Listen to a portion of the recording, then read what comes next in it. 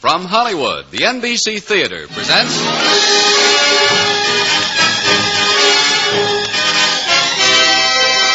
Screen Director's Assignment. Production, It's a Wonderful Life.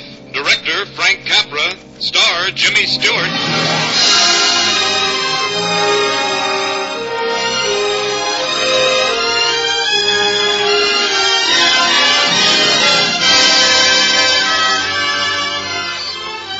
The Hollywood Screen Directors present a flight of fancy into time that never was. It's a Wonderful Life, starring Jimmy Stewart, and introducing the director of the film, Frank Capra.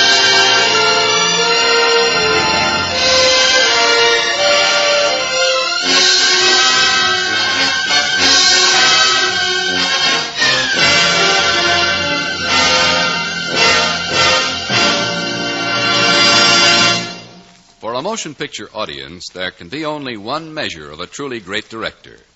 His name by itself must be a badge of excellence upon the screen. Such is the name of our guest screen director tonight, for it has become a synonym for unforgettable motion picture entertainment. The NBC Theater is proud to present the distinguished director of such brilliant films as It Happened One Night, Lost Horizon, You Can't Take It With You, and tonight's story, It's a Wonderful Life. Ladies and gentlemen, Mr. Frank Capra.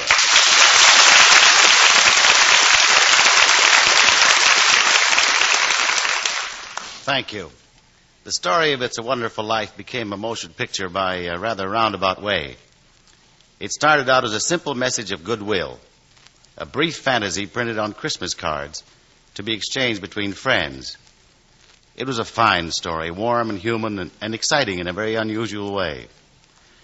We felt that it had something that perhaps could be shared by everyone.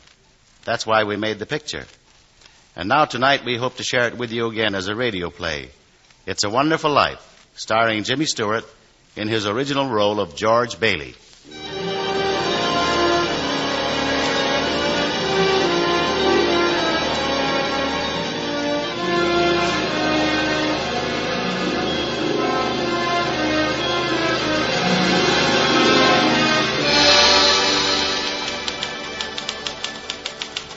Your Supreme Excellency, I, Clarence Oddbody, Angel of the Second Class, do make application for promotion to Angel of the First Class for services as follows.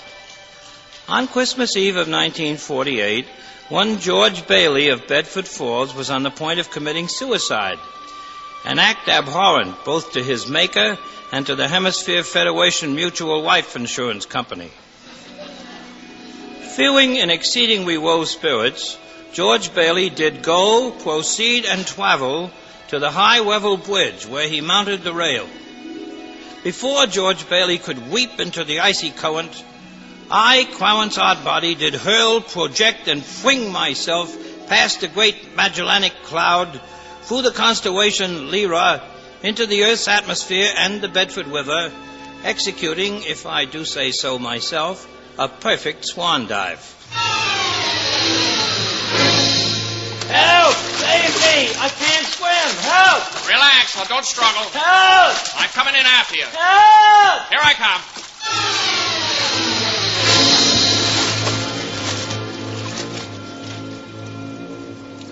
It's a good thing this old toll house on the bridge was unlocked. Yeah, well, we can both dry off in here without freezing. Yeah. How'd you happen to fall into the river? I didn't fall in. Huh? Well, I knew if you thought I was drowning, you'd jump in to save me. So I jumped in. You jumped in? To save you. You see, you didn't go through with it. Go through with what? Suicide. How'd you know I was going to... Hey, who are you? I'm an angel. A what? An angel. Clarence Oddbody, AS2. Oh. AS2. What's the AS2? Angel Second Class. Oh, I see. What, are you crazy? Well, I'll confess I've been rather distracted for the past few centuries due to my failure to acquire my first-class wings. But crazy? If I do a good job on you, I'll get my wings. Brother, you haven't even got your buttons. Why don't you tell me your troubles? Oh, you're balmy, that's why. Well, then humor me. Do you good to talk. Yeah. Well, that's about all I have left in life. Just talk about it. Well, talk. Oh, I was going to knock 'em dead, I was. I was going to shake the dust of this crummy little town off my feet, and I was going to see the world, build things, do things, travel, the Taj Mahal and silken Samarkand and the moon pools of the East and Everest and the deep Aegean. Yeah, pipe dreams. Why? Well, my deaf ear, for one thing. Oh, that was when Howie, your kid brother, fell through the ice back in 1919. I jumped in to save him. Hey, how'd you know that? I read it in the Gabriel Daily Trumpet. Well, anyway, I got an ear infection. It was weeks before I could go back running errands at the Gower drugstore. So what does Gower do? He hits me in my bad ear. Why? Well, he just heard about his son. He died in college from typhoid. Gower had been drinking. I wouldn't deliver some medicine for Mrs. Blaine's little girl because the bottle he took it out of was marked poison. Dear, dear.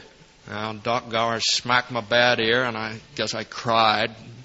But I finally made him understand his mistake. Was Doc Gower grateful? Well, he cried. Ah. 11 years later, he bought me a fine set of pigskin luggage to take on my world trip. Oh, then you did go away. There was a girl in town named Mary. We'd grown up together, and she was engaged to Sam Wainwright. I had an hour or so before train time, and I stopped over at Mary's house. Well, George, just think. After all these years and all your planning and saving and wishing, you're going to realize your great ambition. This is the most exciting day of my life, Mary. We'll miss you terribly in Bedford Falls. Well, I'll only be away a year. You'll write, won't you? I'll send you a golden apple from the Garden of the East for your wedding present. Thanks. I'll make golden applesauce out of it. What's the matter? Did I say something wrong? Hey, the doorbell's ringing. I know the doorbell's ringing. Don't you sneak away, George Bailey. I want to talk to you. Mary, I'm looking for George. Uncle Billy, what brings you over here to Mary's? George, your father's just had a bad stroke. Oh, no. Dad, what, is he... No, but I don't think you'd better start on your trip, George. Not just now, anyhow.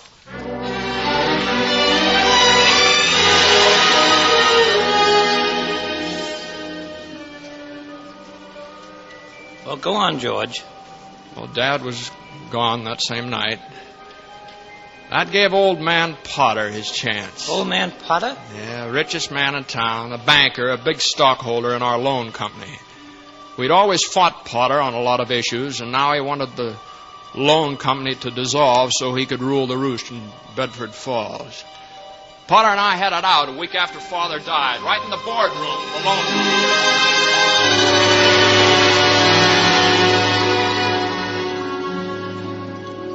Now, just a minute there, Potter. Now, just hold on here just a minute. I admit that in the 25 years since Father and Uncle Billy here started this loan company, we didn't make any money. I admit that.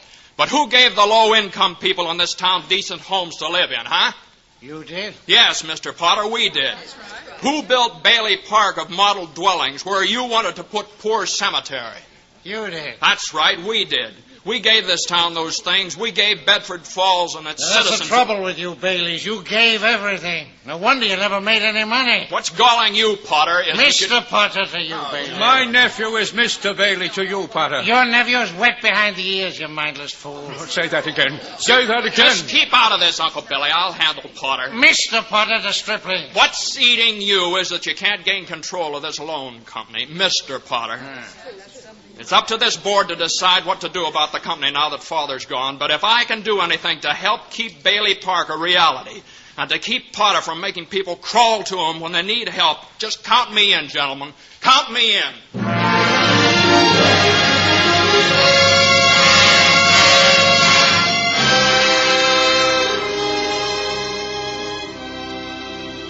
As a result of that speech, the board voted to continue the loan company if I'd remain as vice president. Goodbye, trip around the world, huh? Yeah. At least until Brother Harry came home from college to take over for me. Only Harry came home with a wife. Well, that's co-education for you. Yeah. But did his wife's father have to give Harry a big job out of town? Oh, I see. Leaving you holding the bag with the loan company. Yeah. Hey, what's that music? That's a church hymn. Old 100. Seems to me Mary sang it that day long ago. Remember? In the church choir. After church, you walked Mary home. Remember, George? Remember? Come in for a minute, George. Well, just for a minute, Mary. Here, let me take your hat and coat. Mary? Who's that down there with you? It's George Bailey, Mother. What's he want? Well, I don't know. What do you want, George? Me? Well, not a thing. I just came in to get warm. He's making violent love to me, Mother. Well, tell him to stop. It's Sunday. Hey, now look here, Mary. I didn't come here to... What did you come here for? Well, I just walked you home, that's all. Lots of girls ogling you at church. Why pick on me? Well, now listen, Mary, Why don't you go home? Well, I will. Thanks. Where's my hat? You got it on. Thanks. You're entirely welcome. Goodbye. Deaf in one ear and blind in both eyes. That's you, George Bailey. Now what's the matter? You ought to see a specialist. You can't even tell when the girl you've walked to school with all your life. Oh, go see a big eye, ear, nose, and throat man. Why, Mary.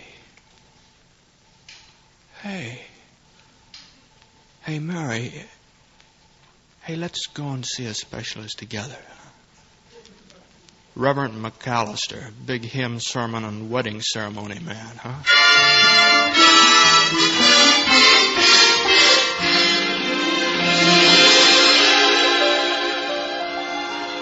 And so you were married, huh, George? Yeah, I had about $2,000 saved, and it looked like a fine chance to combine that world trip with a honeymoon. But? A little thing called the Great Depression. Oh, yeah. Yeah, there was a run on the loan company started by some false rumors of Potter's. At the last minute, Mary threw in the $2,000. It was just enough to reassure our investors, and we didn't have to close up. And you didn't have a honeymoon either. No, but Potter was licked again. So when he called me into his office one day, I was just about the most surprised man in Bedford Falls.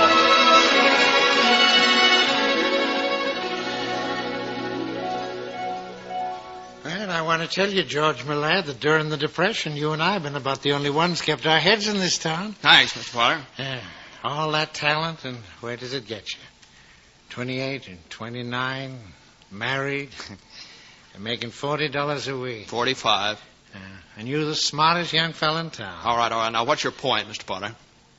I want to hire you. You want to hire me? Manage my affairs, run my properties. $20,000 a year. Dollars? And 2 months vacation with pay before you start work. Take yourself a little jaunt around the world first, eh?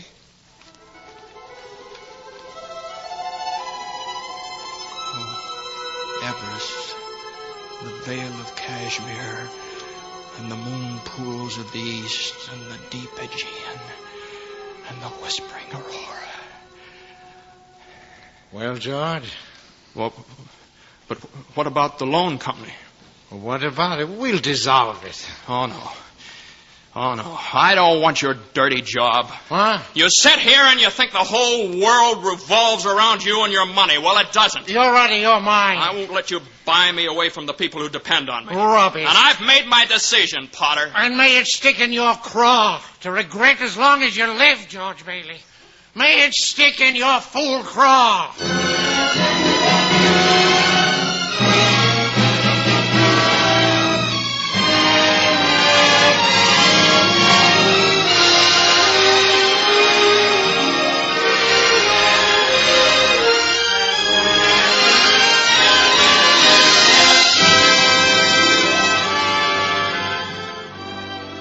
You are listening to the Hollywood Screen Directors presentation of It's a Wonderful Life, starring Jimmy Stewart with Arthur Q. Bryan as the angel and introducing the director of the film, Frank Capra.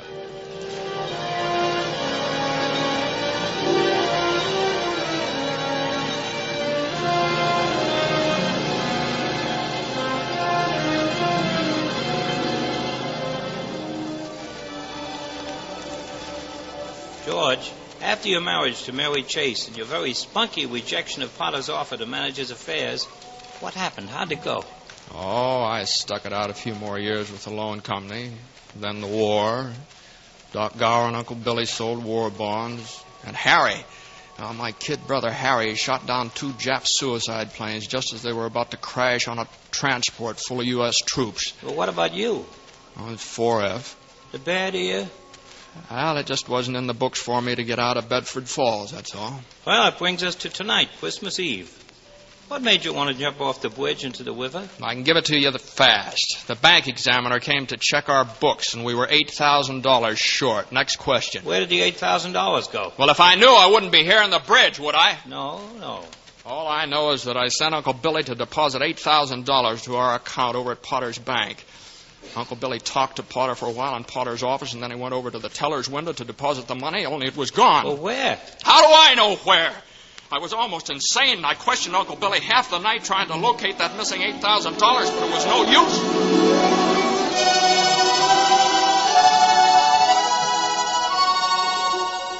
Please, George, please don't ask me any more questions. I can't think anymore. You've got to think anymore, you stupid, fumbling fool.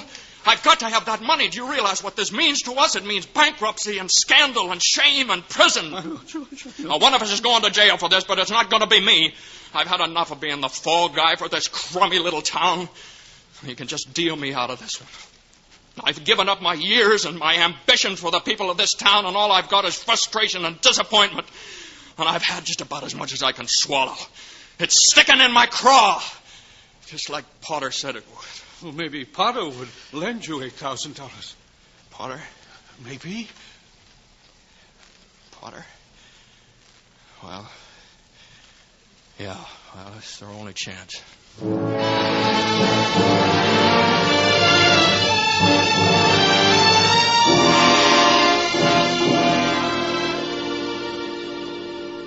Well, what about all your fine friends you've done so much for, George? Why don't they lend you the money, Well, they don't have that kind of money, Mr. Potter. You know that. Now, please help me. Yeah. Well, what kind of security do you have? Any stocks? No, sir. Bonds? No, sir. Real estate collateral of any kind? Well, I've got a $15,000 life insurance policy. What's its loan value? $500. $500. Look at you. You were going out and lick the world once. What are you now? You're a miserable clerk crawling in here on your hands and knees and begging for help. $500. Now, you're worth more dead than alive. Oh, that's very true. So you want me to help you, eh? Well, I'll tell you what I'm going to do. I'm going to swear out a warrant for your arrest. Arrest? Misappropriation of funds. Arrest, but Mr. Potter... Merry Christmas, George.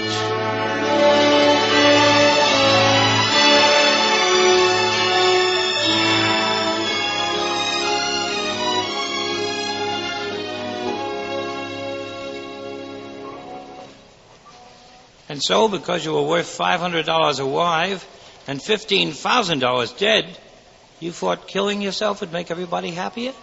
Better still, I should never have been born. What's that?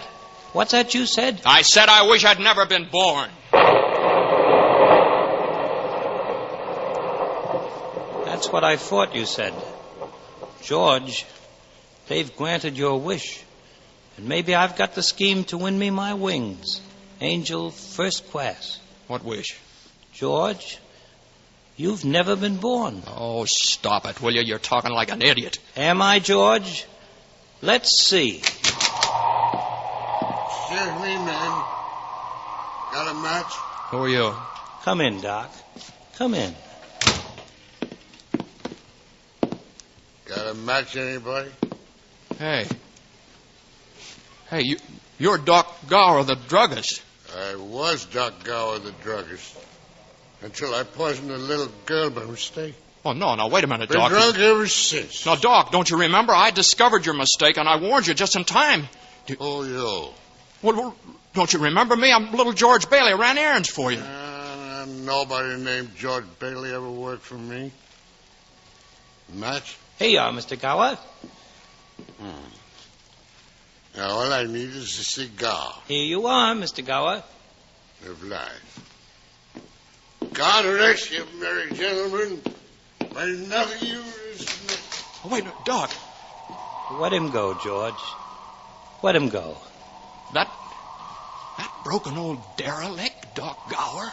Well, you weren't born, George, so you couldn't prevent that broken old derelict. Hey, wait a minute. Hey, I'm going home. Home? What home? You never lived. Oh, shut up now. Cut it out. You're crazy. Let's see if I am. We'll go to your home. Ride the bleak wind, George Bailey. Let's see where you live. Let's see.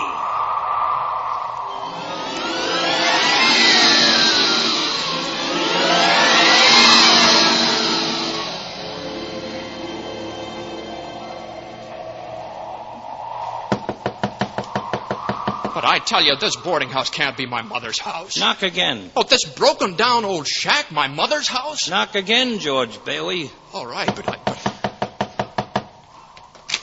There's no vacancy. Mother. What are you talking about? Mother, please help me. There's something terrible's happened to me. Just keep me here until I get over it, please. I never saw you before in my life. Don't take in strangers unless somebody I know sent them. Uncle Billy sent me, your brother. You knew him. Well, of course I know him. I saw him just today. That's a lie. He died in the insane asylum after old man Potter took over the loan company. Why do you lie to me? Mother, please. Good night. Listen. Mother. Come on, George. We've other places to go.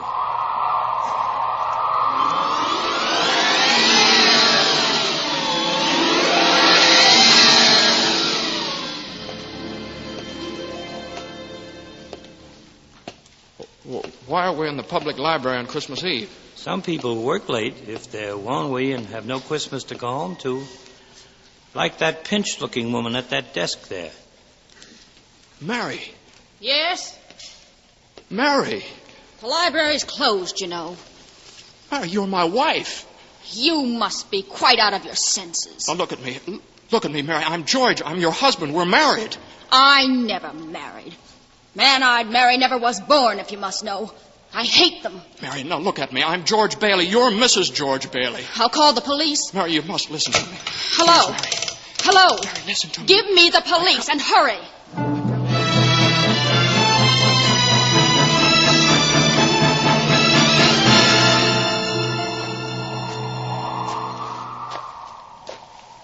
It's very dark on this road.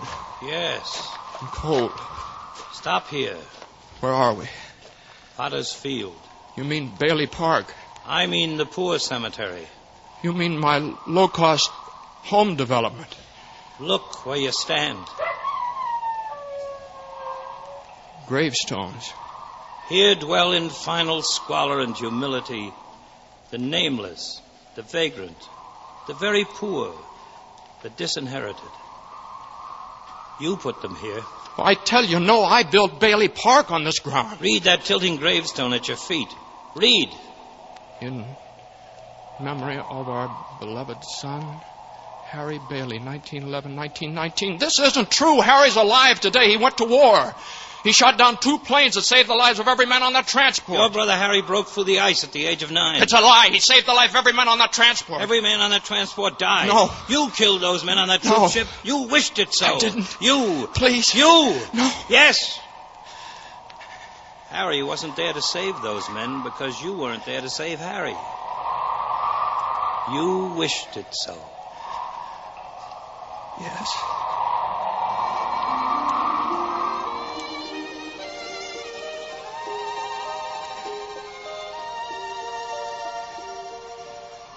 Forgive me, Clarence. You see, George, you'd have lived a pretty wonderful life if you'd only been born a strong and useful life. I know now. I know that no man is an island unto himself. I know now that our lives are woven inseparably one to another. I know that life bestowed by the Almighty is for no man to reject. Then my work is done. Wait, Clarence. Help me. Help me get back. I want to live again. I'm glad I was born. I want to live again. When you hear the musical chimes, I will have won my wings. Guardian angel, first class. Send me back, Clarence. Send me back to life again. Live, George Bailey. Send me back. Live. Thank you, God. Live. Thank you. Live. George! Live. George! What? Mary. Oh, George, darling. Mary, how'd you know I was here? Oh, I was so afraid for you. I thought of the bridge, too. I'm sorry, Mary. Oh, please come home. We've been looking for you. Looking for who? The whole town. Everyone in Bedford Falls that you ever helped. And that's everybody. I know, but there's $8,000 missing from the loan company. They know that. And they've taken up a collection to help you for all you've done for them. There's more than $8,000 under the Christmas tree. No. Cash, money orders, and checks. No. Yes. Well, hallelujah. Merry Christmas, George. Hey, Mary. Hey, listen. I didn't hear anything. When you hear the musical chimes... What chimes? Attaboy, Clarence. Attaboy.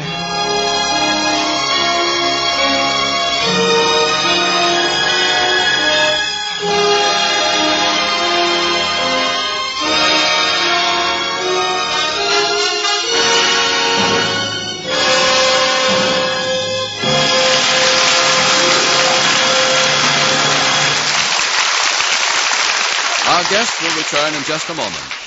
Next week, the NBC Theater brings you another outstanding motion picture story to the microphone as we present the romantic drama Hold Back the Dawn, and our star will be Charles Boyer.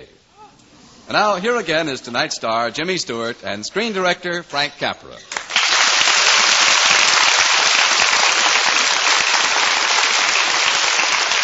Say, Frank, do you mind if I ask you a professional question? Not at all, Jimmy. How do you turn out so many wonderful pictures? What's the secret, anyway? You really want to know? Yeah, I really do. Clarence. Huh? Clarence, the angel. What do you... Well, you mean the character in the story? Oh, sure, he's been around for years. Stands behind my right shoulder and tells me what to do when I'm in trouble. He practically directs all my pictures. Uh-huh. Oh, Clarence, huh? On a movie set. Yeah, well, it was a little difficult at first. Yeah, I can imagine. He didn't have a Screen Directors Guild card. Oh. Well, tell me, Frank, if Clarence was so smart, how come we had to shoot the last scene of It's a Wonderful Life 5 times? Oh, that. Well, you see, Jimmy, that... Hey, Capra, better quit while you're even. Say goodnight. Let's get out of here. Okay, Clarence. See how he keeps me out of trouble? Good night, everyone. Good night, folks. And good night to you, Jimmy Stewart and Frank Capra. It's a Wonderful Life is presented to the courtesy of Paramount Pictures, whose current release is Bride of Vengeance, starring Paulette Goddard, John Lund, and MacDonald Carey. Jimmy Stewart can currently be seen in the Metro-Goldwyn-Mayer production, The Stratton Story. Frank Capra is currently producing and directing the Paramount picture Riding High, starring Bing Crosby. Included in tonight's cast were Arthur Q. Bryan, Joseph Granby, Hans Conried, Irene Tedrow, Georgia Backus, Herb Butterfield, and Barbara Eiler. It's a Wonderful Life was adapted for radio by Milton Geiger, and original music was composed and conducted by Henry Russell. Production was under the supervision of Howard Wiley, associate producer Bill Karn. Your announcer has been Frank Barton. Listen again next week when the NBC Theater presents... Screen Director's Assignment. Production, Hold Back the Dawn. Director, Mitchell Lyson. Star, Charles Boyer.